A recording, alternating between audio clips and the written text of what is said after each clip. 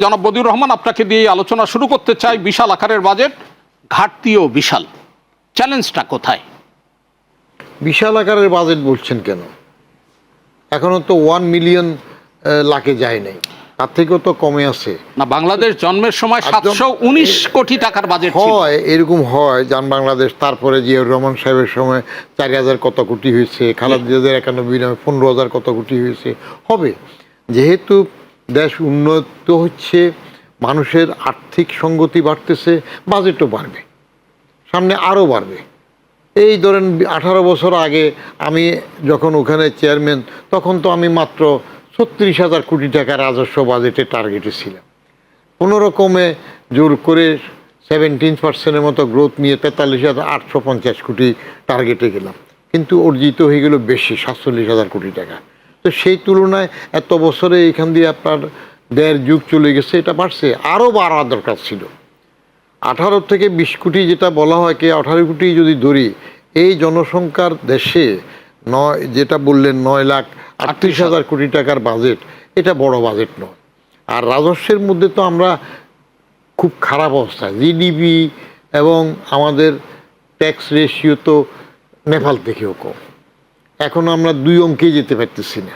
তো তাহলে এটাকে বিশাল বলবো কেন? পারি না, সক্ষমতা নাই, সেজন্য এটা বড় মনে হচ্ছে।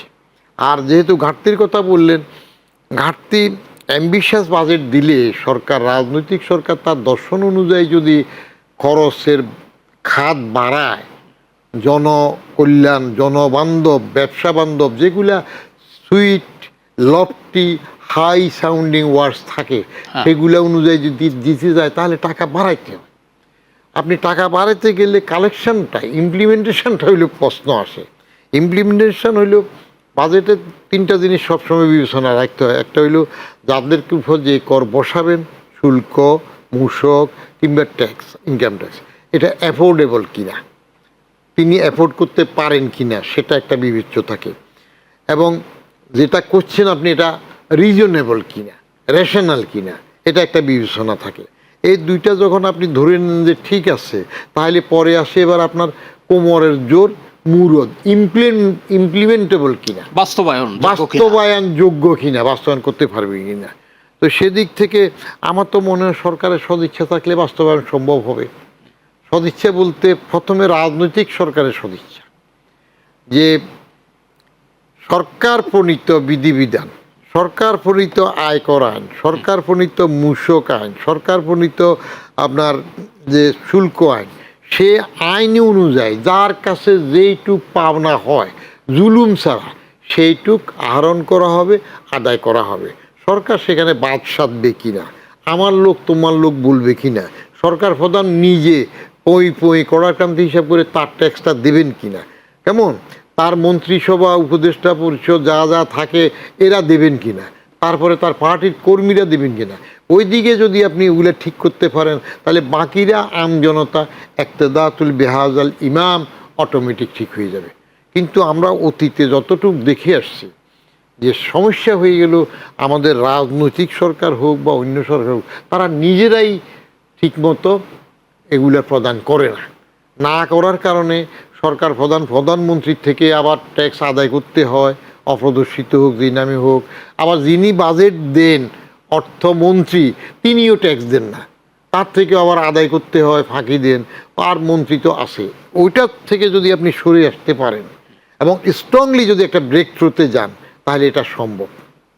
এটা বিশাল আমি বলি না। আর ঘাটতি বাজেট যেটা বললেন, তো আপনি কি মনে করেন যে রাজনৈতিক সদিচ্ছাটাই চ্যালেঞ্জ নাকি বাস্তবায়নটা চ্যালেঞ্জ?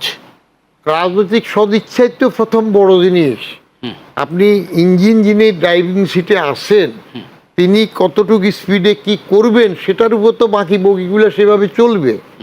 এর মধ্যে যারা বাস্তবায়ন করবে, তাদেরকে আপনি যদি ঠিকমতো গাইডলাইন দেন, আপনার মধ্যে যদি 2 নম্বরই ভাব না থাকে, শেয়ার না করেন, তাহলে তো ওই লাইনটা অটোমেটিক শেয়ার হয়ে যাবে।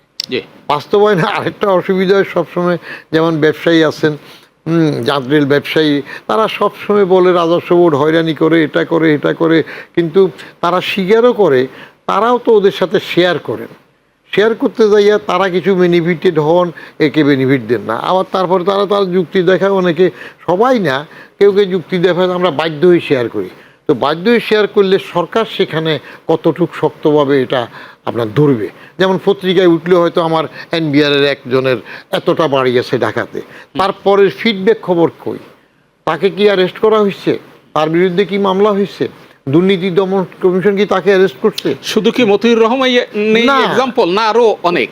অনেক। Right. মতিউর একটা সামনে যায়, এই যে যেটা কথা শহীদুল্লাহ কে আসছে, হোয়ার ইজ হি নাও? আপনার ডিসিপ্লিনারি অ্যাকশনের সাথে সাথে তার প্রতি কি অ্যাকশন হচ্ছে? হায়ার অ্যান্ড ফায়ার সিস্টেম কতটুকু শক্ত? আপনি দলীয় মনে হবেন কিনা, পরে আবার বসে চলে যাবেন কিনা? যেমন আমরা একসময় গল্প শুনতাম যে ফুড ডিপার্টমেন্ট ছিল সবচেয়ে বড় এইসব লাইনের, হ্যাঁ, তো বলা হইতো যে এবার যদি উনি 5 কোটি টাকা চুরি করেন তাহলে তার সার্চ ফিল্ম হবে, সে কিন্তু বেকসুর খালাস হয়ে যাবে। তাকে এবার আগে এলএসডি চুরি করছে, পরে তাকে সিএসডিতে দেবে, যে এইবার 5 কোটি চুরি করাতে আমরা ভাগে 2 কোটি পেয়েছি, ওখানে যায় যদি সে 50 কোটি চুরি করে তাহলে আমাদের রেটটা আরো বেড়ে যাবে। সেখানে প্রশ্ন আসবে, সরকার আসলে রাজনৈতিক সরকার, ঝামেলা থাকবে, বলে যে পার্টি পুষতে হবে, কর্মী পুষতে হবে, সেটার জন্য আপনি রাজনৈতিকভাবে আলাদা ফান্ড করেন, কিন্তু রাজস্ব আদায়ের খেলায় এখানে আপনি নিয়মের বাইরে যাবেন না। তো রাজস্ব আদায়ের তো বাজেট যেরকম আকারের কথা বললাম, ঘাটতির কথা বললাম, রাজস্ব আদায়ের লক্ষ্যমাত্রাও তো এক বিশাল।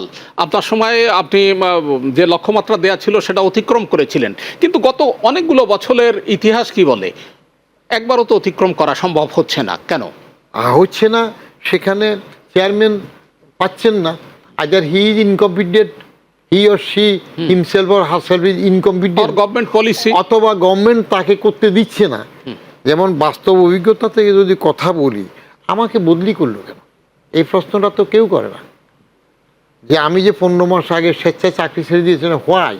কারণ ওই 3 উদ্দিনের সরকার রাজনৈতিক সরকার নয়, সেই 111-এর সেই সময় সেনা নির্দেশিত সরকার ছিল, তারাও তো শেষ পর্যন্ত রাজস্ব আহরণের মধ্যে, কালেকশনে আদায়ের মধ্যে বাধাগ্রস্ত করেছে, দেয় নাই। তারা প্রথম ব্যবসায়ীদেরকে অনেকটি ধরল না, ধরে টরে আটকাচ্ছে, তাদের টাকা জব্দ করতেছে, Right. পরে ব্যবসায়ীদের সাথে পেরে উঠছে, না, পেরে উঠে না। কারণ আগে বলা হইতো bureaucrats are more intelligent than the businessman, and bureaucrats are even more intelligent than the politicians. কিন্তু পরের দিকে গণেশ উল্টায় যাওয়ার পরে দেখা গেল businessman are more intelligent, shrewd and cunning than both the bureaucrats and politicians. আমার মনে হয় জনাব আনোয়ার হোসেন, মানে জনাব বদিউর রহমান আক্রমণের তীরটা কিন্তু আক্রমণ নাই, সৌজন্য বললাম, উনি অ্যানালাইসিস করছে যে ব্যবসায়ীদের এই রকম তারা ম্যানেজ করে ফেলে, হ্যাঁ, এই রকম একটা ধারণা উনি পুরো দিলেন। সংসদে তারা দখল করে ফেলছে, হ্যাঁ, বুঝলেন পুরো না? সংসদ দখল করে রাজনীতি ফেলছে। দখল করে ফেলছে। এখন আমার প্রশ্ন কিন্তু পরিষ্কার, জি, সেটি হচ্ছে জি। বিশাল আকারের বাজেট, বিশাল আকারের ঘাটতি, চ্যালেঞ্জটা কোথায় বলুন আপনি। ধন্যবাদ সহ আলোচক বদিউর রহমান সাহেব, উনি চমৎকার বলেছেন অনেক কথা। যেহেতু উনি এনবিআর এর সাবেক চেয়ারম্যান ছিলেন, এই জন্য স্বাভাবিকভাবেই যে কথা উনি বলেন নাই সেটা হলো, সে যে কথা যায় না বলা, শুধু বোঝা যায়, আমরা বুঝি কিন্তু বলতে পারি না। সেটা হলো যে এই যে বাজেটের 81% ইকোনমি সাপোর্ট দিচ্ছে ব্যবসায়ীরা। ব্যবসায়ীদের জন্য আপনি বিভিন্ন আইন করে রাখছেন, কোর্ট কাছারি করছেন, পুলিশ করছেন, ধরে নিয়ে যাবেন। আপনার কাছে আমি দিলাম, আমার টাকাটা যে আপনি ব্যবহার করলেন কিভাবে, এই জবাবদিহি কে দিবে? আপনি সেটা দিয়েছেন, আপনারা দেন নাই। ওই যে শহীদুল ইসলাম, মতিউর রহমানরা, এরকম হাজার হাজার এখানে আসছে, অভাব নাই। এর জাতীয় রাজস্ব বোর্ড হইতে আরম্ভ করে এই যে ম্যাক্সিমাম আমলারা যারা আছেন, তারা এত কিছু, জাতীয় মানে এনবিআর এর একজন ইন্সপেক্টর, তার মেয়ে স্কুলে পড়ে, তার পিছনে 3 লাখ 4 লাখ টাকা খরচ হয়। আপনাকে দিচ্ছি রাষ্ট্র রাজনীতিকভাবে আপনাকে নির্বাচিত করে ক্ষমতা দিলে যে আপনি দেশ পরিচালনা করবেন, আপনি নিজে তো টিম আছে, এই যে 25-30 লক্ষ সরকারি কর্মকর্তা কর্মচারী, তারা হলো রাষ্ট্রের এই আইন কানুন নিয়ম নীতিগুলি ফলো করবেন, সেইগুলি দেখবেন। কিন্তু তারা যদি সেইগুলি না করেন, আপনাকে বেড়া দেওয়া হয়েছে, বেড়াই যদি ক্ষেত খেয়ে ফেলে, আমি ব্যবসায়ে আমার দরকার হলো নির্বিঘ্নে বিজনেস করতে চাই আমি, আপনি তো আমাকে সুযোগ তৈরি করে দিচ্ছেন। আমার সেক্টরের গোল্ডের এই যে হাজার হাজার ভরি মানে শত শত কেজি আসে এয়ারপোর্ট দিয়ে, 17টা অর্গানাইজেশন আছে মনিটরিং এর জন্য, তারা কি করেন? তারা কেন দেখেন না এগুলি? যার জন্য আমরাও মনে করি যে যেমন ভাবে সরকারি আমলারা মনিটরিং করে, বিভিন্ন জায়গাতে তারা আইনের ব্যাপারটা ব্যাখ্যা দেয়, আইনি মোতাবেক আগায়, তাদেরও মনিটরিং করতে হবে তোমরা ঠিকভাবে কাজ করতেছো কিনা। এইটা নিয়ে ব্যবসায়ীদের দ্বারা একটা কমিশন, যেহেতু আমি 81% দিচ্ছি, ব্যবসায়ীদের নিয়ে একটা কমিশন তৈরি করতে হবে। আমার মনে হয় আপনি যে প্রশ্নটা বা যে প্রস্তাবনাটা উত্থাপন করেছেন, বদিউর রহমানের থেকে একটু শুনে আবার আপনার কাছে ফিরবো। উনি যে প্রস্তাবটা দিয়েছেন যে বিভিন্ন সংস্থা যেরকম মনিটরিং করে, এই সংস্থাগুলোকেও মনিটরিং করবার আপনি দাবিটা কি ব্যবসায়ীদের পক্ষ থেকে বলছেন যে ব্যবসায়ীরা মনিটরিং করবে এরকম? অবশ্যই ব্যবসায়ীরা যেহেতু আপনি কি মনে 81% করেন? দিচ্ছে, আই ডু ওয়েলকাম, হ্যাঁ এটা তো কোনো ওয়েলকাম। আই ডু ওয়েলকাম, আমার তো না নেই। হ্যাঁ। কারণ এই ব্যবসায়ীরা তো সময় সুযোগে সবটা চায়। আমি তো ব্যবসায়ীদেরকে রাজস্ব কন্ট্রাক্ট দিতে চাইলাম। আমার কাছে গিয়ে যখন বললেন, ওই যে রৌফ সাহেব ছিলেন, রৌফ সাহেব ছিলেন, তা আনিসুল হক ছিলেন, অক্সফোর্ডে বেনজিরের ক্লাসমেট, ওদের রহিমা ফুড না কিসের ছিলেন, মারা গেছেন। তারপরে মেয়র আনিসুল হক ছিলেন, Yes. তারপর মীর নাসির, মীর সিমেন্টের, হ্যাঁ। ওনারা একদিন আমাকে গিয়ে ফরিদপুরের। হ্যাঁ, আমাকে বললেন যে আপনি চেয়ারম্যান সাহেব এই যে ট্যাক্স এত বেশি বেশি রেট করেন, এগুলো কমাই ফেলা যায় না? আমি বলি, কত কমানো? জাকাত রেটে দিতে পারেন না? আমি বললাম যে রাজি আছি, আপনি আমাদের সাথে গভর্নমেন্টের পক্ষে আমি চুক্তি করবো, আপনারা আসেন, আপনারা জাকাত রেটে নেবেন, একটা প্রস্তাব। আর দ্বিতীয়টা উনি যেটা বললেন তারাও মনিটর করবে। তো সেই সময় কথা উঠলো যে আমরা এত কষ্ট করে ঘাম জড়াই দিই, আমি বলি, এক কাজ করেন, আমাদের গভর্নমেন্টে যে টোটাল রাজস্ব টার্গেট দেয় পুরোটা আপনারা কন্ট্রাক্টর হিসেবে নিয়ে নেন, আপনারা গভর্নমেন্টকে এই রাজস্বটা দেবেন, আপনারা পলিসি করে কত দিলে কে কত দিবে, ক্ষুদ্র মাঝারি উচ্চ আপনারা ঠিক করেন, আমি চুক্তি করে দেব। এক সপ্তাহ পরে আসে না, টেলিফোন করলাম, এখন আসেন না কেন?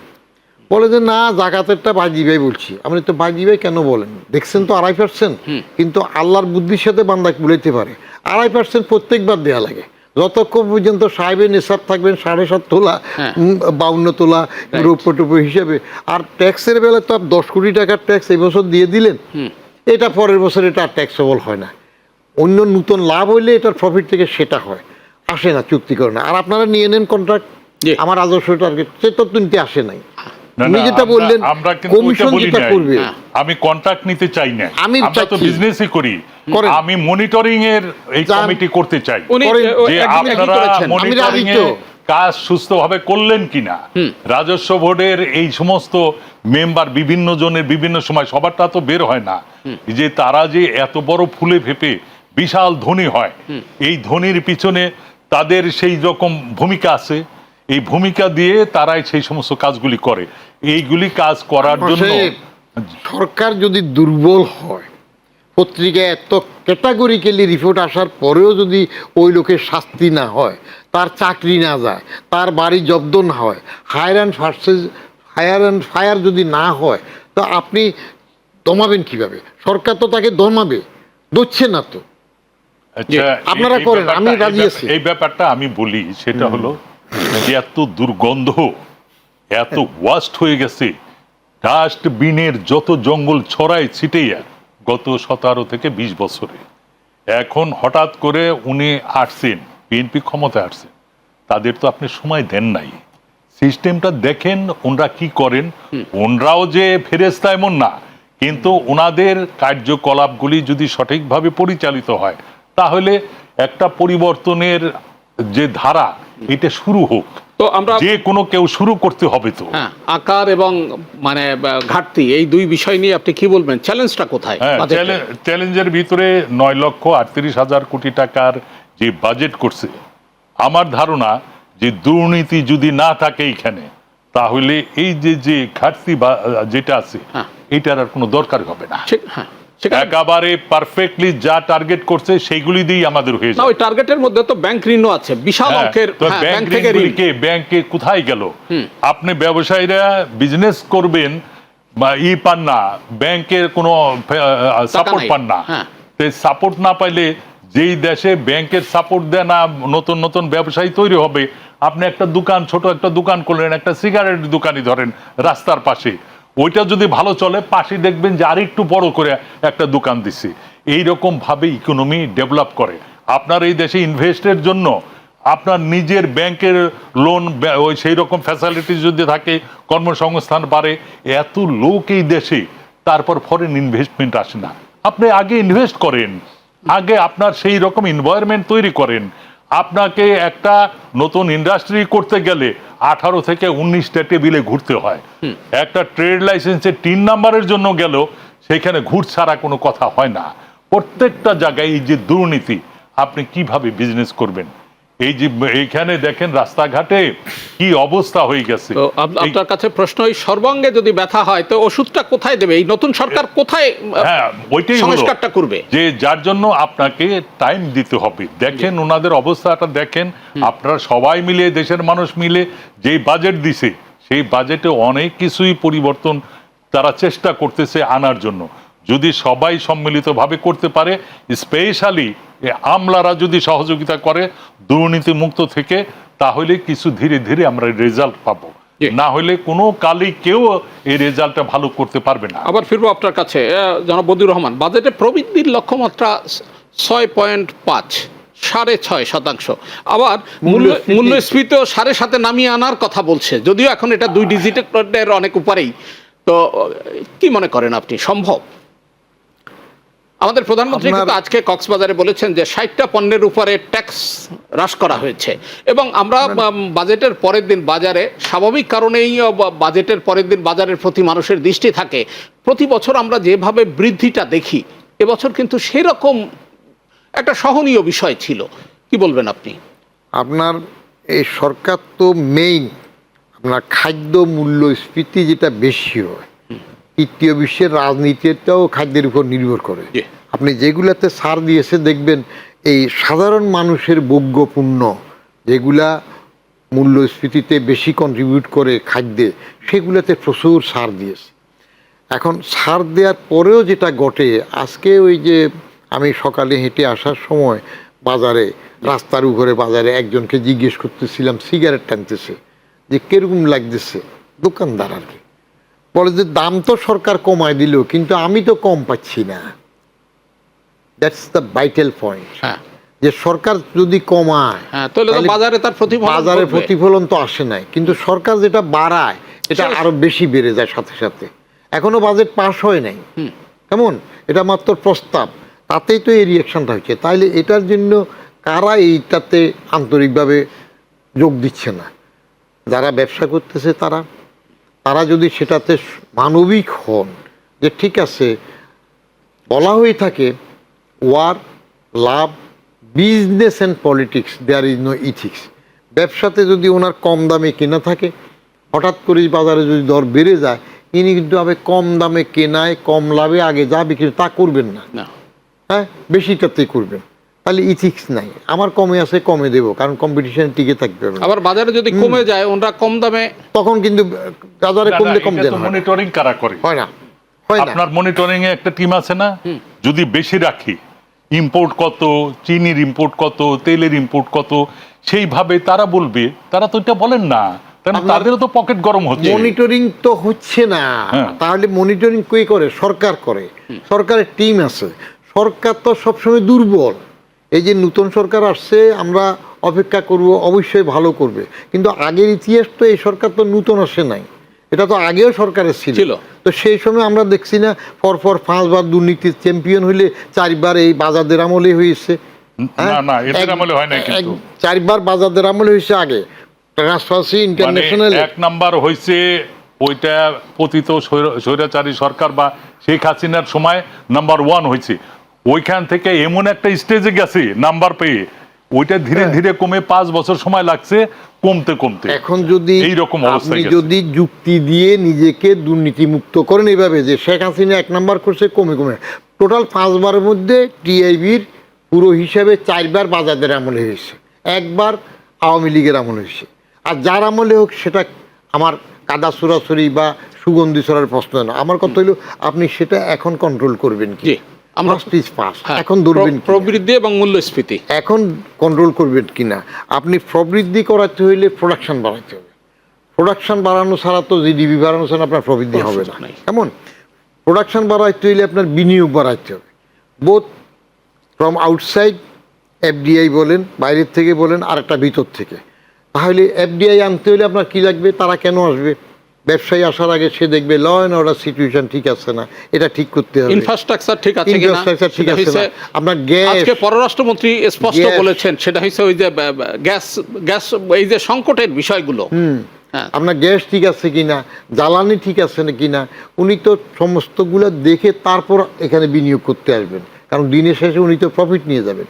আবার আভ্যন্তরীণ বিনিয়োগে আপনি সরকারের ব্যাংক ব্যবস্থার থেকে যদি আপনি 1,37,000 কোটি 137 লক্ষ কোটি টাকা নিয়ে নেন, হ্যাঁ, আর বাকি 116 লক্ষ কোটি টাকা বাইরের থেকে আনেন, এগুলা বলেন, তাহলে লোকাল ব্যবসায়ীরা টাকা পাবে কোথায়? সেখানে আপনি কন্ট্রাক্ট করে ফেলছেন, সংকুচিত করতেছেন। তো সেইম তো বিনিয়োগ বাড়বে, কর্মসংস্থান বাড়বে, কর্মসংস্থান বাড়বে, প্রোডাকশন বাড়বে, জিডিপি বাড়বে। তাহলে প্রথমে আপনার ইনফ্রাস্ট্রাকচার, গ্যাস, জ্বালানি, ল অ্যান্ড অর্ডার সিচুয়েশন, এইগুলো যদি আপনি এনভায়রনমেন্ট প্রস্তুত করতে পারেন তাহলে আপনি আস্থায় আসবেন। আস্থায় আসলে তখন মানুষ বিনিয়োগে আসবে, আস্থায় আসলে বিনিয়োগ বাড়বে, প্রবৃদ্ধি বাড়বে, মূল্যস্ফীতি কমবে। কি মনে করেন আপনি? না, এটা তো অবশ্যই। তার কারণ প্রথমত আপনার আস্থাটা কেমনে আসবে?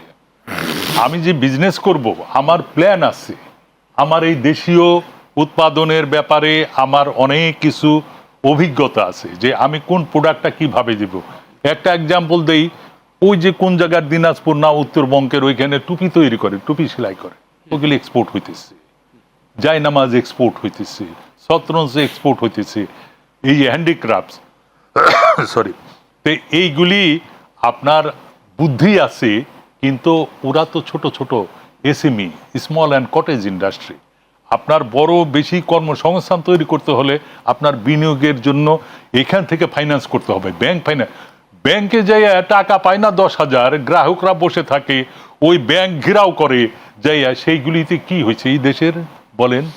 এই যার জন্য হলো বারে বারে দোষী হচ্ছে ব্যবসায়ীরা, কিন্তু ব্যবসায়ীর নামধারী ডাকাতরা, এই ডাকাতরা লুটপাট করে নিয়ে গেছে, আর সাধারণ ব্যবসায়ী নাম হইলেই তাদের জন্য দুর্নাম হয়। এইগুলি তো হওয়া উচিত না। যার জন্য আমরা মনে করি উপায় কি জনাব আনোয়ার হোসেন? এই যে ব্যবসায়ী নামধারীরা ডাকাতরা নিয়ে যাচ্ছে আর দুর্নাম হচ্ছে মানে সকল পর্যায়ের ব্যবসায়ীদের, রোধ করার উপায় কি? রোধ করার উপায় তো শুরু কারো না কারো করতে হবে, যেটা অনেক আগেই করা উচিত ছিল, কিন্তু রাষ্ট্রের সর্বোচ্চ লেভেলে রাষ্ট্রের যারা ক্ষমতার ভাগী তারা নিজেরাই যদি লুটপাটে অংশগ্রহণ করে তাহলে আপনি রোধ করবেন কেমনে? আর নিচের লেভেলে তো তখন 15 লাখ টাকা না 50 লাখ টাকার ছাগলও কিনতে পারে। নতুন সরকারের প্রতি আপনার কোনো সুনির্দিষ্ট প্রস্তাবনা রয়েছে কিনা? সরকার যেটুকু আমরা দেখছি লাস্ট 3 মান্থ, এই 3 মাস বা 4 মাস, এই 4 মাসের ভিতরে পদক্ষেপগুলি সেইগুলিকে মানুষ পছন্দ করতেছে। কিন্তু সে শুধু পছন্দ করলো, সর্বোচ্চ লেভেলে যিনি আছেন প্রধানমন্ত্রী তারেক সাহেব, তার কথাবার্তা, চাল চলনের অনেক কিছুই মানুষের দেশ উপযোগী, সময় উপযোগী কথা বলছে, ইতিবাচক ভাবে নিচ্ছে। কিন্তু তার তো সঙ্গী সাথী যারা এগুলিকে ইমপ্লিমেন্ট করবে, তারা যদি সৎ না হয়, তারা যদি ভিতরে ফাঁকি থাকে, তাহলে সেটা যতই উনি বলুক, আর এই যে ইসেই নিয়ে আসেন, ওই মক্কা শরীফে ইমাম সাহেবকেও নিয়ে আসেন, ছুরিটা চকচক করবে কিন্তু কাটবে না। হ্যাঁ, মানে যদি ওই পর্যায়ে সংশোধন না হয় তাহলে ছুরিটা চকচক করবে কিন্তু কাটবে না। বদিউর রহমান, আবার আপনার কাছে আসি, সেটি হচ্ছে রাজস্ব আয়ের লক্ষ্যমাত্রা তো স্থির করা হয়েছে 6,95,000 কোটি টাকা। এটাও তো কম না। এর মধ্যে জাতীয় রাজস্ব বোর্ড, যেই বোর্ডের আপনি চেয়ারম্যান ছিলেন, তাদের মানে উপরে ধার্য হয়েছে 6,04,000 কোটি টাকা। এটা কি একটু আপনার কি মনে হয় সম্ভব? মানুষের উপরে কি করের বোঝা এতে বাড়বে না কমবে? বিরোধী দল তো এরই মধ্যে সমালোচনা করে স্পষ্ট করে বলেছে যে করের জাল বিস্তৃত করায় একদম প্রত্যন্ত এলাকায় ছোট দোকান, মানে ছোট দোকানে পর্যন্ত কর বিস্তৃত হচ্ছে, করের জাল বিস্তৃত হওয়ায় জনজীবন দুর্বিষহ হয়ে উঠবে। আবার প্রধানমন্ত্রী বলছেন অনেক বিষয়ের উপর কর হ্রাস করা হয়েছে, এতে বিরোধী দল নাখোশ, তারা অস্থিতিশীল পরিস্থিতি সৃষ্টি করতে চায়। পুরো বিষয়টা নিয়ে আপনার প্রধানমন্ত্রীর বক্তব্যটা তো তিনি এই তথাকথিত বিরোধী দল যারা আছে, আমি তো এই সংসদে বিরোধী দল দেখি না, কারণ জামাত এবং বিএনপি বাজা এরা তো এক দল। এখন যেহেতু আপনি একটা বড় পার্টি আওয়ামী লীগকে নিষিদ্ধ করেছেন, তাদেরকে ফেস করতে চান না, সেই জন্য এদেরকে বিরোধী দল বানিয়েছেন। এর আগেও এরকম ঘটেছে, এরশাদকে নিয়ে শেখ হাসিনা এইসব খেলা খেলেছে। আওয়ামী লীগ নিষিদ্ধ করা ঠিক হয় নাই, ওটা ব্যবসাতে ইকোনমিতেও একটা প্রভাব ফেলবে। কারণ সেই লোকগুলো, তাদের যে ব্যবসা আছে, তাদের থেকে আপনি রেভিনিউ কীভাবে নেবেন, তারা আবার ওনাদের সাথে কিভাবে যোগ করবে, এটা হইলে একটা পয়েন্ট থাকিয়ে যায়। আর যেটা বলছে কর জাল বিস্তৃত করার ব্যাপার, কর জাল বিস্তৃততে জনজীবন দুর্বিষহ হবে না। উনি কর দেওয়ার যোগ্য ছিলেন, ওনাকে আগে সেই যোগ্যতা অনুযায়ী কর নেওয়া হয় নাই। এখন কর নেওয়ার জন্য তাকেও তালিকার মধ্যে আনবে, তাহলে ওনার ক্ষতি হওয়ার তো কিছু নাই। আপনি সেটা যদি বলেন তাহলে কারোর থেকে তো কর নেওয়ার দরকার নেই, এমনি চলবে নাকি? বাতাস খেয়ে চলবে না। সরকার তো একটা নিজের জায়গা জমি নাই, রাষ্ট্র একটা অ্যাবস্ট্রাক্ট ধারণা, তাকে লিড করে সরকার। সরকার আপনার থেকে নিয়ে জনকল্যাণে এভাবে খরচ করে। আপনার দেখার বিষয় সেখানে সরকার কতটুকু চুরি করে, লুটপাট করে, অপচয় করে, সেটা দেখার বিষয়। কিন্তু সরকার নিজে তো খায় না, যেটা নিয়মে আছে। হ্যাঁ, বাহুল্য পরিত্যাগ করলে, অপচয় রোধ করলে, দুর্নীতি বন্ধ করতে পারলে তখন সরকার একটা ভালো গুড গভর্নেন্সে এসে যায়। সেটা যদি সরকার করে, করজাল বাড়ানো মোটেই গুণের কাজ না, দোষের কাজ না। রাজস্ব আনতে হবে, যত রাজস্ব আনবেন তত দেশ উন্নত হবে। উন্নত হইলে পরে যাইয়া এই ঝামেলাটা কমে যাবে। অনেকে প্রশ্ন করে, আমাকে আগেও করছে, এখনও করে, যে আমি যে ট্যাক্স দিই, এত টাকা দিই, আমার টাকা কি কাজে লাগে, আমি কি পাই? আর আপনি কি পান না? আপনি যে রাস্তা দিয়ে এসে এখন কথা বলতেছেন, এই রাস্তা কে দিয়েছে? এটা কি আপনার বাপদাদা করে দিয়েছে না সরকার দিয়েছে? সরকার করেছে, আপনার টাকাই করেছে। আপনি যে সুন্দর করে পোর্টে সুবিধা পান, প্লেনে যান, এয়ারপোর্টে সুবিধা পান, এগুলো কে দিয়েছে? আপনি যে ব্যবসা করেন সেটার জন্য যে আপনাকে ইনফ্রাস্ট্রাকচারের ফ্যাসিলিটি দিচ্ছে, যে আপনার অঞ্চল করে দিচ্ছে, একটা বিশেষ সুবিধা করে দিচ্ছে, সেগুলো কে দিচ্ছে? সরকার দিচ্ছে, আপনার টাকায়। হ্যাঁ, সরকার যদি দুর্বল হয়, সেখানে যদি দুর্নীতি বাড়ে, এই যে আনোয়ার সাহেব যেটা বললেন, বাধ্য হয়ে লোক আছে, এখানে আমিও বলি গভর্নমেন্ট শক্ত হয় না। কেন হয় না? গভর্নমেন্ট কেন কামলাদেরকে প্রতিষ্ঠানগুলোকে দলবাজিতে নেয়? সরকার হবে দলীয়, রাজনীতিতে দলের মিশন আছে, অতএব দলীয় সরকার হবে, কিন্তু প্রতিষ্ঠান কখনো দলীয়করণ হতে পারবে না। এখন সরকার যদি প্রতিষ্ঠানগুলোকে দলীয়করণ করে ফেলে, হুটহাট করে নিজের লোক আমার লোক বলে, তাহলে আগে যা করছে এখনও তাই করবে।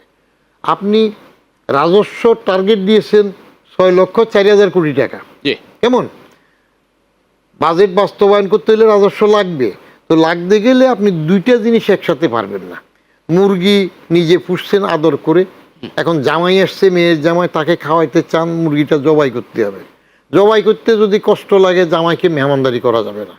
আর মুরগির যদি মায়া থাকে, জামাই মেহমানদারি হবে না। জামাইকে মেহমানদারি করতে হলে মুরগিটা জবাই করতে হবে। এখানে ক্লিয়ার ডিমার্কেশন দরকার আছে। রাজস্ব বোর্ডকে আপনি সেই সামর্থ্য, সাপোর্ট, টিম দেন, ভালো সাপোর্ট দেন, ভালো করে পরিষ্কার, সেখানে তাকে কোনো রকমের ডিকটেশনে যাবেন, দুষ্টের দমন শিষ্টের লালন, সেখানে আপনি পরিষ্কারভাবে বলে দিবেন।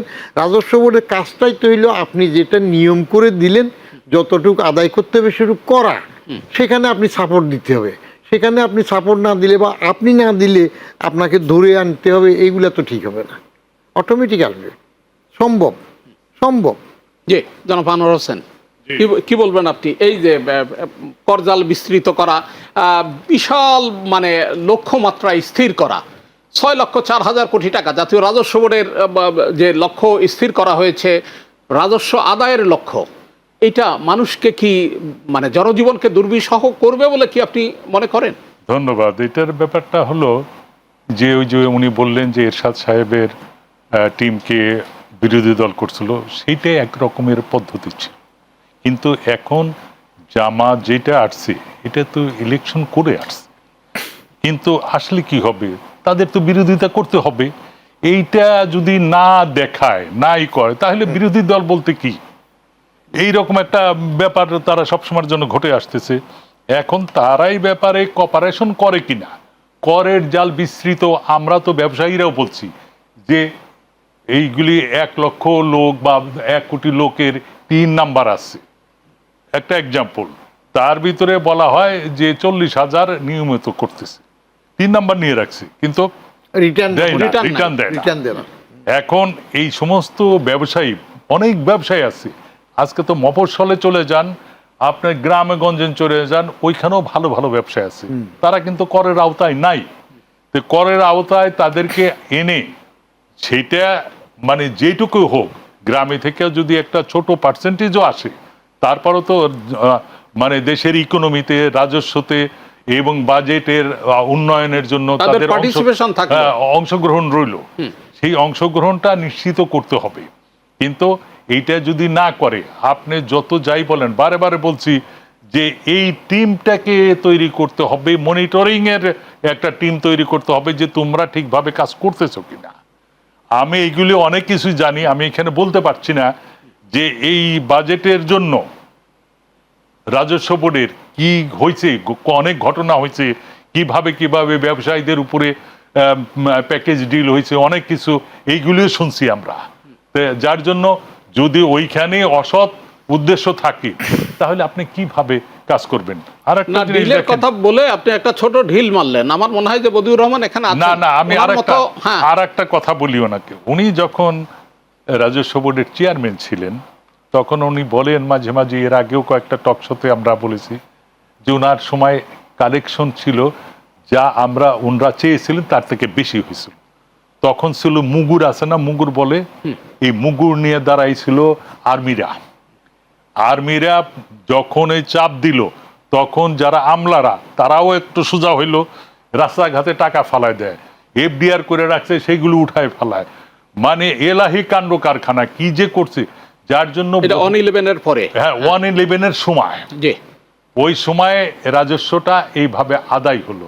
তারপরে যখন এই যারা হ্যামার চালাইলো, ওই যে ওইখানে আর্মির বিভিন্ন জনে, তারা যখন টাকার লোভটা এইভাবে পাইতে শুরু করলো, টাকা পায়, তখন চিন্তা করলো যে আমি পাইছি ওইখানে 100 কোটি টাকা, আর এখানে 10 কোটি টাকা আমি দিয়ে দেই, আর 90 কোটি টাকা আমার রেখে দিলাম।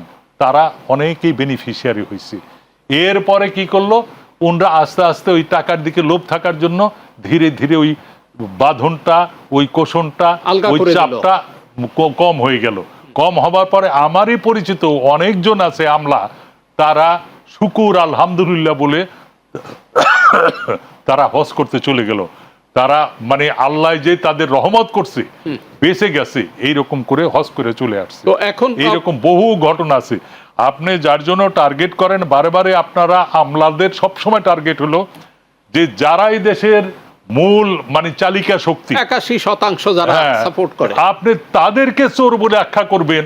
আর আপনারা চুরি করে, আপনাদের লিমিট আছে, আপনাদের বেতন ভাতা লিমিট আছে, তারপর আপনারা যেইভাবে চলেন, যেই দামি গাড়ি, যেই সমস্ত ছেলে মেয়েদেরকে বিদেশে পাঠান, বিদেশে বাড়ি করেন, কত কিছু করেন। ওনার কথা বলি নাই, ওনার কথা বলি নাই আমি।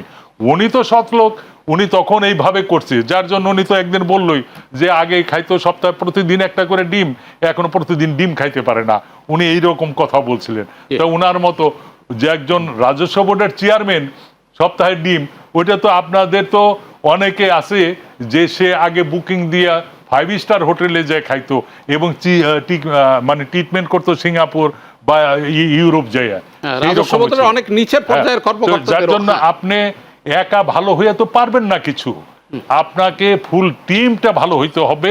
এবং সেই ভালোর ব্যাপারটা হলো যে ব্যবসায়ীদের উপরে বারে বারে দোষ না চাপাইয়া, যারা এইগুলিকে মানে তত্ত্বাবধান করে, এইগুলিকে বাস্তবায়ন করতে চায়, যাদের উপরে দায়িত্ব দেওয়া হয়েছে, তারা যেন সৎ হয়, তারা যেন ভালো হইয়া সেইগুলি জনগণের কল্যাণের জন্য কাজ করে। জনাব বদিউর রহমান, একা ভালো হয়ে তো হবে না, পুরো টিমটাকেই ভালো করতে হবে, করণীয় কি? চমৎকার কথা, এটা তো সবসময় বলা হয় এই বাংলাদেশ হওয়ার পর থেকেই শুরু একটু বলা হয়েছে। বঙ্গবন্ধু সরকারের সময় তো বাজারদের জন্ম হয় নাই, প্রথম যখন উনি দেশে আসলেন 10ই জানুয়ারি 72-এর পরে, তো তখন যে লুটপাট শুরু হলো, উনি ব্লক রেড দিয়ে আর্মি টার্মি দিয়ে ধরা শুরু করলেন, দেখে সব তার রাজনীতির লোক, বন্ধ হয়ে গেল। তাহলে করাপশন সেই সময় ছিল। তিনি কি কম ক্ষোভে বলছেন, এই গাজী আমার কম্বলটা কোথায়, সবাই পায় সোনার খানি, আমি পাই চোরের খনি। হ্যাঁ, তারপর জিয়াউর রহমান সাহেব যখন প্রেসিডেন্ট হলেন, তিনি এক মিটিংয়ে 79 সালে বললেন যে at least 50% corruption should be eradicated at once. Sudhanshu Shekhar হালদাররা চিৎকার শুরু করলো, তাহলে বাকি 50% জায়েজ করে দিল না। 50% করাপশন উৎখাত করতে বলছে, বাকি 50% জায়েজ। তখনও বলা হইতো যে president Zia was honest to the fight, তাকে নিয়ে এখনও কারোর প্রশ্ন নাই, না, না। But he allowed his people to be corrupt. যাবেন কোথায়? তারপরে আপনার সাত্তার সাহেব যেই সব কিছু গুছিয়ে নিয়ে আসলো, আন্দোলন ঠিক করতেছে, পট করে এরশাদের খায়েশ হইল, ওই যে আগে টাইপ করা কাগজের মধ্যে 24শে মার্চ লিখে দিয়ে চলে আসলো, দুর্নীতির বিরুদ্ধে জিহাদ বলে আসলো, এক বিচারপতিকে কোর্ট করলো, কিন্তু নিজে আবার জনতাটা দুর্নীতি। এরশাদ সাহেব কিন্তু স্যুট টাই পরে সাইকেল চালাইয়া তার অফিসে গেছে যে ফুয়েল বাঁচানোর জন্য, আর সেই এরশাদ বোকা। এক পীরের বাড়িতে গেছে 80 বার হেলিকপ্টার নিয়ে পীরের বাড়িতে। আটরশি পীরের বাড়ি বলেন, যেটা কেমন দুর্নীতি মুক্ত সে হয়েছে। এখন আপনার যেই সরকারে আসছে, তাহলে আমরা দুর্নীতির রুট সে সময় থেকে দিয়ে আসতেছি। তারপরে যখন আবার বাজাজ সরকার আসলো, সে সময়ও দুর্নীতির 4বার চ্যাম্পিয়ন হইল, সে সময় এসব কথাবার্তা উঠলো, হাওয়া বাবন নিয়ে প্রশ্ন উঠলো, খোয়াব নিয়ে কথা উঠলো, আমার ফেনীর বাইসা আলো হেড নিয়ে প্রশ্ন হয় মাস্তানি, আবার এখানে বাইয়া হইল। আপনি এই জেনারেশন যেগুলো হইলো, কন্ট্রোল কে করবে? Who is the master of the government? গভর্নমেন্টের মাস্টার হইল পলিটিশিয়ানরা, পলিটিক্যাল মাস্টার্সরা হইল পলিসি করবে, আর ব্যুরোক্রেট হইল সার্ভেন্ট, ব্যুরোক্রেটরা হইল সার্ভেন্ট। আপনি মাস্টার যদি ঠিকমতো গাইড করতে পারেন, চালান, ব্যুরোক্রেট সার্ভেন্ট ঠিকমতো চলবে। আপনি পলিটিক্যাল মাস্টার যদি ব্যুরোক্রেটকে কাজে লাগাইয়া আপনার আখের গুছাতে যান, ও তো একটু হাত বাড়াবেই, ও তো দেখবেই। এগুলা নিয়ে তো আপনার যদি আলমকে আপনি যদি রেডি রাখেন আপনার পক্ষে হ্যাঁ, ই করার জন্য, লুট করার জন্য, তাহলে আপনি তো করাপশনের নিজেই ঢুকে গেছেন এবং আপনি তো এইগুলি করে বেড়াইছেন। শেখ হাসিনা যখন বলে তার পিয়নের 400 কোটি টাকা, তো সে কিভাবে হইল, কেমনি হইল? আর সেই কিভাবে দেশকে করাপশন আরেক মন্ত্রী চলে বিদেশে, কত বাড়ি নাকি সাইফুজ্জামান নাকি আছে, আমি ভালো মনে করতাম ভূমি। আচ্ছা, আমাদের এখানে যেটা বললেন যে একজনের নাম উঠলো কাস্টমসের অফিসারের, তো সে কোথায় এখন? অনেক দেরি হয় কেন ধরতে? আপনি গুড গভর্নেন্স না করলে, হায়ার অ্যান্ড ফায়ার সিস্টেম না করলে, আপনি যদি আবার আগের মতো দলীয়করণ করেন, সাথে সাথে ধরা উচিত ছিল। আপনি দলীয়করণ করছেন কেন? জনতার মঞ্চ, আমরা জনতার মঞ্চ করতে পারছি কি কারণে? আবার পরে ফান্ডা গার্ডেনে মিটিং কি কারণে হইল? আবার উত্তরা ষড়যন্ত্র হইয়া মুখ ডাকি পালালেন কারা, কেন? তা আপনি যদি সরকার যদি নিউট্রাল না হয়, সরকার যদি দলীয়করণের মধ্যে চলে যায়, প্রতিষ্ঠান দলীয়করণ করে, কারা কার জন্য কী কাজ করছে, অবদার্থ লোককে এনে দিবেন, আবার বসাবেন, তাহলে তো আপনি রেহাই পাবেন না। আবার ঘুরে ফিরে যেই লাউ সেই কদুতে চলে যাবে, আবার সেই দুর্নীতিতে মানে একেবারে আকণ্ঠ নিমজ্জিত হয়ে যাবে কর্মকর্তারা। হবে আগে এরা খাইছে, এখন আরেকজনে খাবে, এভাবেই চলবে। কিন্তু এইভাবে কি চলা উচিত জনাব আনোয়ার? এটা আসলে কি অনেক সময়ের জন্য এক সময় তো রশিটা আপনাকে টানতেই হবে। দুঃখ কষ্টে জিদে, বন্ধু তুমি তো দেখেছো আমায়, আমার মনের মন্দিরে হার কালি হলো শাসাতে নারিনু তবু পুরা মন বন্দিনে, নজরুলের বিখ্যাত একটা কবিতার একটা অংশ। এদেরকে উচিত হলো টিম তৈরি করা, এমন টিম তৈরি করা। অবশ্য জারি করবেন তারাও যদি কারাপ্টেড হয়, তাহলে কি করবেন? দুর্নীতি দমন, দুর্নীতি দমন কমিশনও তো আছে, ওই ব্যুরো তো আছে, তারাই বা কি করে? তারা কি ওই যে দেখেন না ওই সময় দুর্নীতি দমনের পুলিশের একজনের কাছ থেকে কিভাবে ডাইরেক্টর একজনের টাকা নিল, এখন একজনেরটা ধরা পড়ছে, কাজ হয় নাই, এমন অনেকেই তো আছে। এইগুলি হলো আমার ইসে হলো যে এইগুলি বেদ দিয়া তাদের যদি পিটানো যায় জনসম্মুখে, তাদের ইসে যদি হয়, তাহলে যদি অন্যেরা একটু ঠিক হয়, না হলে এগুলি ঠিক হবো না, ম্যানেজ করে ফেলবে, কোনো না কোনো ভাবে ম্যানেজ করে ফেলবে। আমরা দুর্নীতি মুক্তর কথা বলি, নতুন বেতন কাঠামো নিয়েও যদি আমরা একটু আলোচনা করি, অর্থমন্ত্রীকে প্রশ্ন করা হয়েছিল এই নতুন বেতন কাঠামো কার্যকর করায়, উনি স্পষ্ট করে বলছেন যদি বেতন বৃদ্ধি পায়, বেতন বাড়লে দুর্নীতি কমবে। এই দাবি কতটা যৌক্তিক বলে আপনি মনে করেন? বেতন বাড়লে যদি দুর্নীতি কমতো তাহলে এক এক সরকার এক একটা ঘুষ দিয়ে, এরশাদ এমপি সাহেবদেরকে শুল্কমুক্ত গাড়ি ঘুষ দিল, রাইট। তো যেহেতু এরশাদ করেছে, পরে তো যারা আসছে কন্টিনিউ রেখে বাজাদ, তারপরে যাইয়া আলী, সবাই এটা কন্টিনিউ করছে, এবার এটা বন্ধ করলো। তাহলে সরকার যদি ঘুষ দেওয়া শুরু করে, আবার হাসিনা কি সরকারি আমলাদেরকে কম দিয়েছে নাকি? আপনার বহুত ডেপুটি কিছু সেক্রেটারি পর্যন্ত গাড়ি বিনা সুদে, আমি জয়েন্ট সেক্রেটারি থাকতে দরখাস্ত দিয়ে 4-5% সুদে গাড়ির প্রস্তাব যখন দিলাম তখন বললো সম্ভব না, আর এখন বিনা সুদে, তারপরে আবার মেনটেন্সের জন্য টাকা দেয়। এইগুলো হলো প্রকারান্তরে বেতনও তো বাড়া গেছে, ডাবল করলো না যে দুর্নীতি মুক্ত হইব, গরিব তারপরে দেশে, তো হইলো না। গরিব দেশে একটা ফাও ফুটানি থাকে, এভাবে ঘুষ দেওয়া হয়। গল্পটা বলি, এনজয় করবেন। বাদশাহ হারুনুর রশিদ বলতেছে যে এমন একটা ট্রেনিং দেবে বিড়ালকে, বিড়াল তার রাজপ্রাসাদে মোমবাতি ধরে থাকবে। তো উজির বলতেছে হুজুর সম্ভব না, যার একটা খাসলত আছে, খাসলত বদলাবে না। বলে যে না, ট্রেনিংয়ে সব বদলায়। এমন ট্রেনিং দিল, ঠিকই পৃথিবীর সব দেশের রাজা বাদশাদের দাওয়াত দিল, বিড়াল মোমবাতি ধরে বসে আছে। তো উজির তো হারিয়ে যাইতেছে, খাসলত বদলায় না। উজির কয়েক বস্তা ইঁদুর চার কোনা রাখা দিছে, অনেকক্ষণ রাখছে, বাস একটা বস্তার মুখ খুলে দিল, রাজ দরবারে ইঁদুরের সামনে, বিড়ালের সামনে দিয়ে ইঁদুর দূরাচ্ছে। প্রথম দূরায়, কিন্তু ট্রেনিংয়ের ঠেলা যায় না, আবার দূরা যায় না। যখন একজনের সাহস করে দিল ইঁদুরের প্রতি লাভ, সবগুলা বাতি ফেলে দিয়েছিল। খাসলত যেটা মূল থাকবে এটা বদলায় না। আপনি খাসলত বদলাইতে পারবেন না, কিন্তু আইনের মাধ্যমে ধরতে পারবেন না। আপনি ধরছেন না তো। ওই যে বন্ধু দেশের মিত্রদেরকে স্বর্ণের মেডেল দেন, সেখানে খাদ কার চাকরি গেছে? ভুয়া মুক্তিযোদ্ধা সচিব এসে বয়স বেশি পেয়েছে, এর কি চাকরি গেছে না টাকা তাকে দেন নাই? দিয়েছেন, আপনি বুঝতেছেন। তারপরে যাইয়া সংসদে আত্মস্বীকৃত দুর্নীতিবাজ শেখ হাসিনা নিজেও বললেন এতজন, ওই যে ওই সময় যে হইল, হ্যাঁ কি ফুরুত কমিশন একটা হইল না? হ্যাঁ, ট্রুথ কমিশন। তো ফুরুত কমিশন করার পরে আত্মস্বীকৃত দুর্নীতিবাজ আপনি তাকে তো ছাড় দিয়ে দিলেন, দিচ্ছেন কেন? ধরবেন, সার্টিফিকেট দিয়ে দিলেন, ধরছেন কেন? আবার দুদক, যে দুদক এখন ওভারহুইলমিং মেজরিটিতে একটা বাজার সরকার আসছে, কিন্তু দুদক মোমেন্ট চলে গেছে, একটা কমিশন করতে পারতেছে না, এখনো পারে নাই, খালি রয়ে গেছে, মানবাধিকার কমিশন করতে পারতেছে না। তো আপনার গভর্নেন্সের মধ্যে আপনার যদি সক্ষমতা না থাকে, আপনি খালি চিন্তা করতেছেন কাকে দিলে আমি সেফ থাকবো, কাদেরকে দিলে আমি সেফ থাকবো। ওই হাসিনাও তা করছে, আপনিও তা করবেন, তাহলে হবে কেমনে? আপনি ধরেন না। আমি তো এখনো বলি, আমার দুর্নীতি পাইলে আমাকে ধরেন, প্রচার করেন, শাস্তি দেন, আরেকজনকে ধরেন। আপনি সেটাতে আগাইতে না পারলে উনি যেটা বলেন হবে না, তো খাসটা বদলাবে না। যত বেতন দেন এরপরেও থাকবে, কত খাইতে পারে। অর্থাৎ ইন্দুর ওই কত দিলে তারপর সে ঝাঁপিয়ে পড়বে সেই অবস্থা।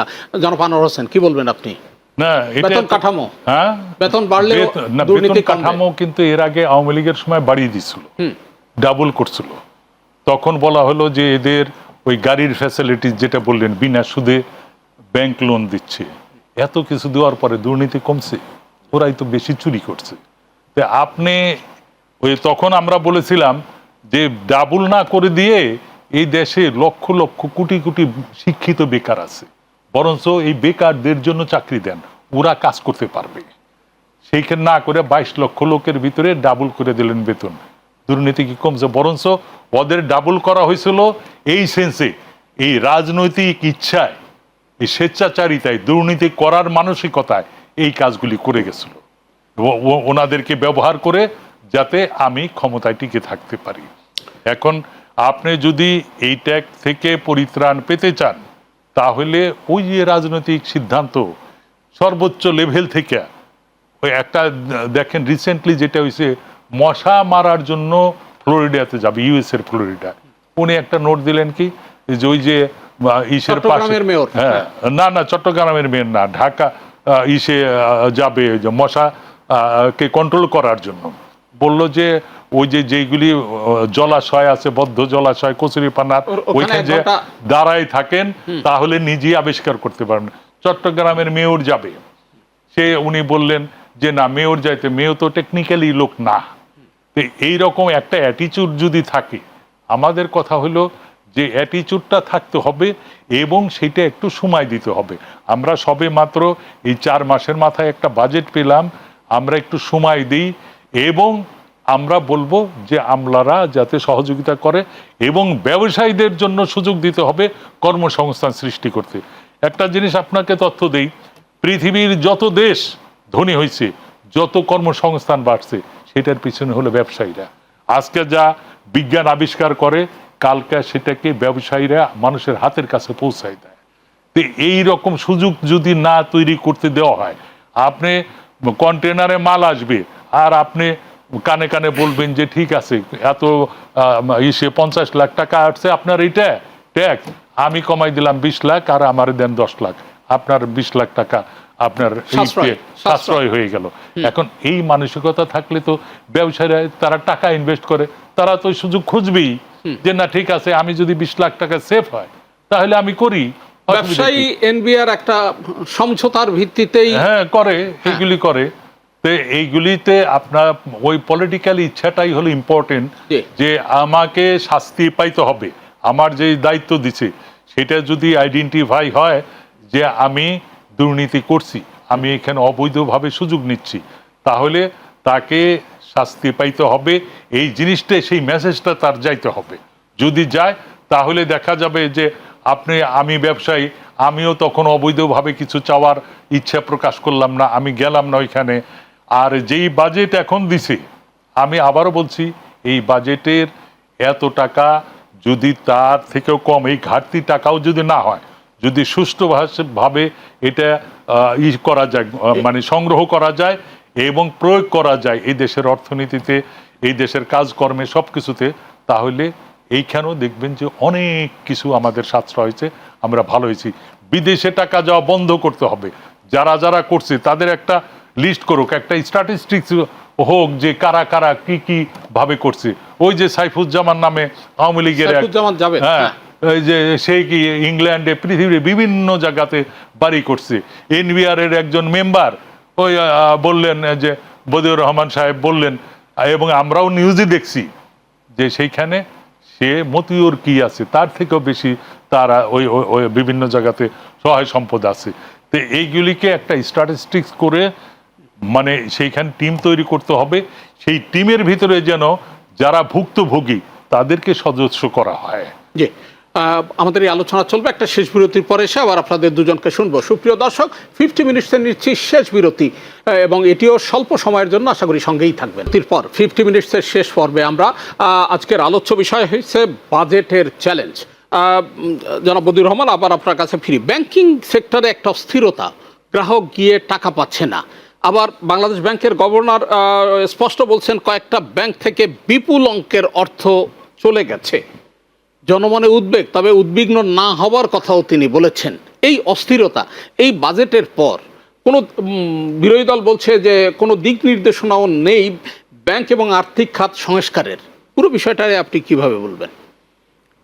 আর্থিক খাত তো রাজনৈতিক সরকার আগে যারা ছিল ধাপে ধাপে, তারা একেবারে তছনছ করে দিয়ে গেছে। আপনার ওই যে ব্যাংক দখল হয়ে গেল, কে আইসা ইসলামী ব্যাংক দখল করে ফেললো, সবচেয়ে শক্তিশালী একটা ব্যাংক ছিল। এখন সেই ব্যাংকে এই গত ওয়ার্কিং ডেতে আমার জানাশোনা এক ব্যক্তি চেক নিয়ে গেছে 5 লাখ টাকার, দিতে পারে নাই। বলছে যে বিকালে আপনাকে খবর দেব, 1 লাখ দিয়ে বিদায় করছে। পরে বিকালে আবার গ্রাহকরা কিছু দিলে পর সেখান থেকে বাকি 4 লাখ দিয়েছে। তাহলে এটা কিভাবে ধরবেন? আবার ধরতে গিয়ে আপনি ব্যাংক যখন একটু স্ট্রিমলাইন করতেছিল, সেই সময় আবার এই বাজার সরকার এসে ফট করে একজনকে সরাই দিল, একজন ব্যবসায়ী এসে ব্যাংকে বসাই দিল, বাংলাদেশ ব্যাংকে গভর্নর করে দিল। এটা নিয়ে তো একটা রিঅ্যাকশন আছে। টোটাল যদি গভর্নমেন্ট এখন আস্থা ফিরে আনতে চান, তাহলে সেই জাতীয় দৃশ্যমান কিছু করতে হবে। এর মধ্যে আবার ষড়যন্ত্র থাকতে পারে। গভর্নমেন্টকে বেকায়দায় ফেলার জন্য কোনো অপতৎপরতা, কোনো রাজনৈতিক দল তার অনুসারীদের বেশি জমা যদি ব্যাংকে থাকে, সেটা হঠাৎ করে ক্রাইসিস সৃষ্টি করার জন্য উঠে নিতে চাইবে কিনা। শোনা যাচ্ছে কেউ কেউ এটা করতেছে যাতে করে এটা ধস নামে। সে আস্থা আনার জন্য সরকারি ইন্টারভেনশন দরকার আছে। বাংলাদেশ ব্যাংকের গভর্নরের কড়া মেসেজ দরকার আছে রাইট, যে আমরা এটা করব, এটার বাইরে তাকে ধরবো। তাহলে ব্যাংকের সুশৃঙ্খলা যদি আসে, মানুষের আস্থা আসবে। ব্যাংক যদি অস্থিরতায় পড়ে, তাহলে তো একটা টোটাল ইকোনমি ডিস্টার্ব হয়ে যাবে। জি জনাব আনোয়ার হোসেন, ব্যাংকিং খাতের অস্থিরতা করণীয়। ব্যাংকিং খাতের অস্থিরতা তো আমরা বিভিন্ন মিডিয়া থেকে যেভাবে পেয়েছি, 27 লক্ষ কোটি টাকা বা 29 লক্ষ কোটি টাকা দেশে পাচার হয়ে গেছে। আপনি শুধু ইসলামী ব্যাংকের কথাটা বারে বারে আসতেছে, আপনি ইসলামী ব্যাংকের এই যে ফান্ডগুলি নিয়ে গেল, কিভাবে কি প্রত্যেকটা রিপোর্ট হচ্ছে তো ডিজিডিএফআই দিয়ে, কিভাবে মিটিং করে শেষ রাত্রে উঠে তারপরে বিভিন্ন মিডিয়াতে যে এইরকম ভাবে কথা বলছে, বলে টাকাগুলি তুলে নিয়ে গেছে। কত বড় অস্বাভাবিক, কত বড় দুর্বৃত্তায়ন, মানে ডাকাত তো ভয়ঙ্কর ডাকাত এরা। তাহলে আপনি কোথায় টাকা, চুরি তো সাগর চুরি একেবারে, মানে পাবেন। আমাদের এফবিসিসিআই ডাইরেক্টর হইতে পারে নাই কখনো এমন ব্যক্তি, সাধারণ ছিল, ওই যুবলীগ করতেন, সেই তাকে বসাই দিচ্ছেন দরবেশ সাহেব, ওই সরকারি ব্যাংকের ডাইরেক্টর বানাই দিচ্ছেন, অনেকগুলি ডাইরেক্টর বানাইছেন। তারা ওই বিভিন্ন ইন্টারেস্ট মাফ করে দিচ্ছেন, মাফ করে দিয়ে দেখা গেল যে 200 কোটি 300 কোটি টাকা ইন্টারেস্ট হয়ে গেছে, মাফ করে দিয়ে ও সেই টাকা লাভবান হয়ে অস্ট্রেলিয়াতে বাড়ি করছে। ঢাকাতে যেই সমস্ত প্রতিষ্ঠান করছে যাদের রিক্সা ভাড়া দেওয়ার জোগাড় ছিল না, তো এইগুলি দুর্বায়তন কারা করছে? রাজনীতি বিদ্রোহী হলো, তাদেরকে বসাইছে, সুযোগ দিছে, ব্যাংকিং খান লুটপাট হয়ে গেছে। একটা ব্যাংক চলে তার ইন্টারেস্টের উপরে। এখন ইন্টারেস্ট যদি আপনি মাফ করে দেন, তাহলে কিভাবে চলবে? এরপরে ব্যাংক চলবে কিভাবে? এখন যাই একটা মানুষের কাহিনী বলি, ছোট্ট একটা ইসে, একজন হিন্দু ভদ্রলোক, তার মেয়ে হলো ছোট, সে প্রতি মাসে মাসে ব্যাংকে টাকা জমা রাখতেন যে মেয়েটা যখন বড় হবে আমি যাতে মেয়েটাকে বিয়ে দিতে পারি। সে মেয়ের বয়সে যখন 19 বছর হয়ে গেছে, বিয়ে দিতে যাবে, তখন ব্যাংকে গেছে টোটাল ফান্ড আনার জন্য, বলে যে সম্ভব না, 10,000 টাকাও সে ব্যাংক থেকে তুলতে পারে নাই। তখন তার কি অবস্থা, মানসিক অবস্থা কি? এই হলো ব্যাংকিং অবস্থা আমাদের, যারাই ব্যাংকিং করছে হাতে নিয়ন্ত্রণটা করতে হবে। আমার ইসে হলো যে এইগুলির ভাবে কঠিন ভাবে এই বিচার যদি না করে, হবে না। এই যে একটা ফ্যামিলি থেকে 3জন 4জন করে ডাইরেক্টর হয়েছে, আর যেইভাবে ইচ্ছা সেইভাবে লুটপাট করছে, আর জনগণের টাকা নিয়ে গেছে। অসংখ্য ধন্যবাদ। আমরা আরো ছোট দুইটা বিষয় নিয়ে আলোচনা করতে চাই। কালো টাকা সাদা করবার সুযোগ নিয়ে একটা দ্বিমত আছে। সিবিডি বলছে সেটা হচ্ছে কালো টাকা এটা বৈষম্য সৃষ্টি করবে, সৎ ব্যবসায়ীরা নিরুৎসাহিত হবে। কি মনে করেন আপনি? আমি তো সব সময় কালো টাকা সাদা করার বিরোধী। আমার কথা হইল, যিনি ন্যায্যভাবে ট্যাক্স দেন, পরে আপনি আবার তাকে সুযোগ কেন দেবেন? ন্যায্য লোকটাকে পালেন, ইনি তো ন্যায্যভাবে দিয়েছেন, তাকে ডিসকাস হয়। এটা আমি কোনোদিন বলে যে এটা অর্থনীতিতে আসবে, এগুলো বোকাস কথা। অর্থনীতিতে আসবে আইসা কি গোড়ার ডিম হয় দেখি নাই তো, বহুত হইল। এখন জমির এলাকা ওয়াইজ যে মূল্যায়ন, সেই মূল্যায়নে ধরেন জমিটা বিক্রি হচ্ছে 1 কোটি টাকায়, কিন্তু ওই জমির মূল্য দেখানো হচ্ছে 20 লাখ টাকা, অর্থাৎ ইসে লিখতে হচ্ছে 20 লাখ টাকা, 80 লক্ষ টাকা। গভর্নমেন্টের বক্তব্য হচ্ছে এইটাকেই উনি বৈধ চ্যানেলে নিয়ে আসতে চাচ্ছেন। ভালো, আমি পত্রিকায় খবরটা পড়েছি। আপনি মানুষটি এত বোকা পাওয়ার তো কোনো কারণ নাই। যে কম দামে রেজিস্ট্রি করছে সে তো ওই টাকাটা এখানে দুইজনই আটকাবে, ক্রেতা এবং বিক্রেতা। আপনি ক্রেতা যদি তার টাকাটা জায়েজ করতে যায়, তাহলে অটোমেটিক বিক্রেতাকেও জায়েজ করতে হবে, বিক্রেতারও একটা পার্সেন্টেজ ক্রেতারও দেওয়া লাগতেছে। ওরা এত বোকা, চট করে আগেরগুলো আইনি এখন দিতে যাবে। আপনি নতুনগুলোতে সেটা স্ট্রিক্টলি ইমপ্লিমেন্ট করতে পারেন কিনা দেখেন। আর এই টাকা যার যার অন্য কাজে চলে গেছে আনবে কিনা। জনাব আনোয়ার হোসেন, না, যে কোনো ব্যাপারই আপনাকে তো শুরু কখনো না কখনো করতে হবে। সেই শুরুটা কবে করবেন? আপনি শুরু করলেন একটা কাজ, সেইটা ধীরে ধীরে এরপরে আর একটা গভর্নমেন্ট আসলো, তারপরে আর একজন আসলো, এই বছর চলে গেল, কাউকে তো শুরু তো একটা ফুল স্টপ দিতেই হবে। তো আপনি শুরুই করলেন না, সব কিছুতে শুধু বলে গেলেন যে এইরকম ভাবে। একজনকে শুরু করার পরামর্শ দেন যে কিভাবে শুরু করবে। যারা পরামর্শদাতা, যারা অনেক কথা বলেন, জি। বড় বড় ইকোনমিস্ট, বড় বড় কিছু যারা এগুলো নিয়ে চিন্তা করেন, তারা সেই সমস্ত ব্যাপারে দেন, পরামর্শ দেন, পরামর্শ দিলে দায়িত্ব নেন একেবারেই আপনারা। শেষ পর্যায়ে আমরা জনাব বদিউর রহমান, আপনি যদি একটু বলেন যে সামাজিক সুরক্ষা বা নিরাপত্তা খাতে বরাদ্দটা এবার বাড়ানো হয়েছে, মানে এইটার একটা মানে প্রতিফলনটা, সুফলটা কি হতে পারে? It's a good sign. হ্যাঁ। সোশ্যাল সেফটি নেটওয়ার্কে যেটা অনেকগুলা খাত কার্ড দেওয়া হচ্ছে ভালো, কিন্তু মনিটরিংটা জোরদার করার দরকার আছে। সে আপনি যে কৃষক কার্ড দিচ্ছেন, কৃষক কার্ডটা প্রকৃত কৃষক পাচ্ছে কিনা, না ফরিয়া আবার এটার কোনো বেনিফিট নেই। তারপরে যে card। ফ্যামিলি কার্ড 2,500 টাকা করে দিচ্ছেন, প্রকারান্তরে এই ফ্যামিলি, আমি তো বলি নাথিং শুড বি ফ্রি। এটার দ্বারা আপনি ফলিস্ট একটা বেগা শ্রেণী সৃষ্টি করে ফেলতেছেন কিনা, সেটাও দেখার দেখার বিষয়। বিষয় আছে। জি।